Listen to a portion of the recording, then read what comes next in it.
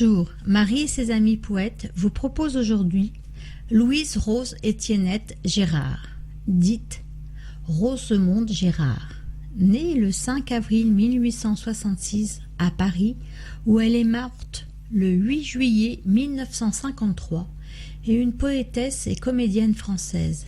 Elle fut l'épouse d'Edmond Rostand.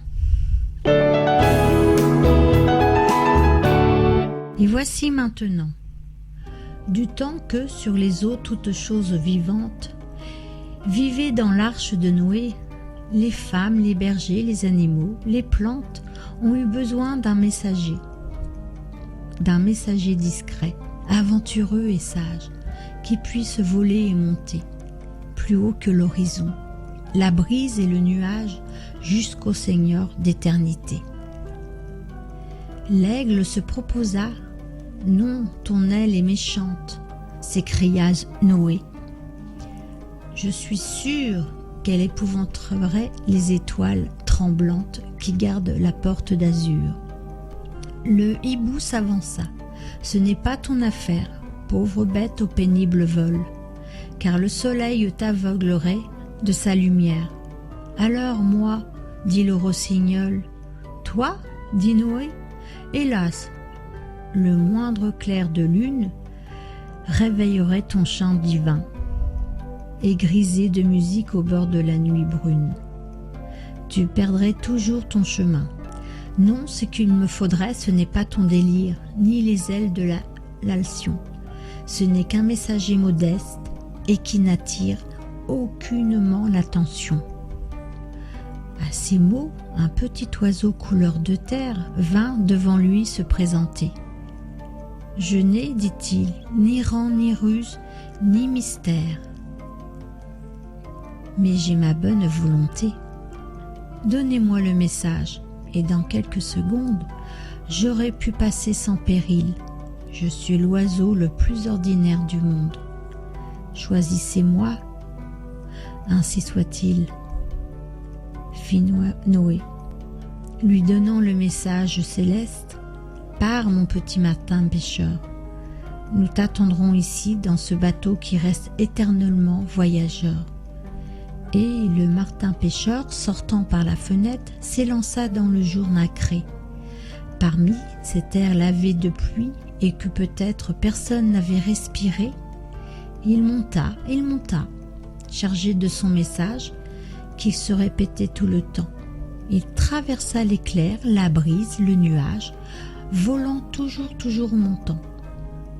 Mais lorsqu'il eut touché la voûte sans mélange du vrai ciel où demeure Dieu, il ne eut, n'ayant pas les poumons d'un archange, respiré un air aussi bleu, et son cœur étouffé comme au milieu des ronces, il retomba fou de clarté. N'ayant pas eu le temps d'attendre la réponse qu'il espérait tant rapporter, il revit l'arche, il frappa à la fenêtre. On ouvre. Toi, dit Noé, que tu es beau, quel est ce manteau bleu si bleu qui te recouvre? Mais non, je n'ai pas de manteau, un manteau merveilleux, éblouissant de charme. Comment, fit le Martin pêcheur? Ah, dit Noé, tombant à genoux, tout en larmes. C'est la réponse du Seigneur, car je lui demandais ardemment que nous eûmes la preuve d'un sort éternel. Et voici qu'il daigna m'envoyer sur tes plumes un vrai petit morceau de ciel. Le déluge cessa, tout refleurit sur terre, les saisons, les nuits et les jours, et tous les cœurs humains de nouveau s'approchèrent du feu de l'orgueil de l'amour.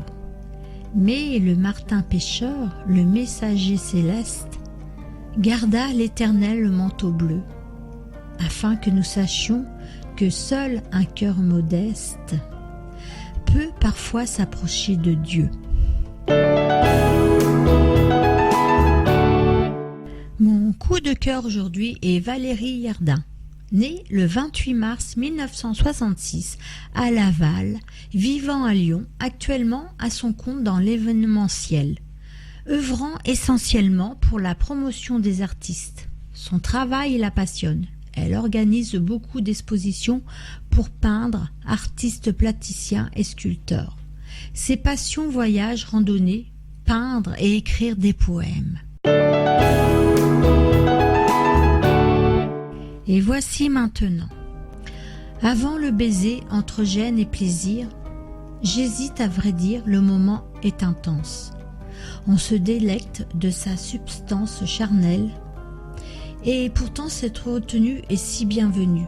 En tout cet exact moment où tout mouvement est superflu, il est de ces précieux interstices que toute une vie s'y glisse. Forte de son sac à malice, corps à cœur, suspendu, qui avait tant attendu. Je le savais, je m'étais tue de cette évidence incongrue. Né en pleine rue, à la vue de ce Paris inattendu, au parc des Buttes-Chaumont, d'inspiration en séduction. Tout doucement, ces deux âmes se sont fondues en ébullition pour quelques promesses de vie au diapason. Et sur un entrechat s'évaporèrent au ciel en un amour éternel. Marie et ses amis poètes vous remercient et vous donnent rendez-vous mercredi prochain. Au revoir.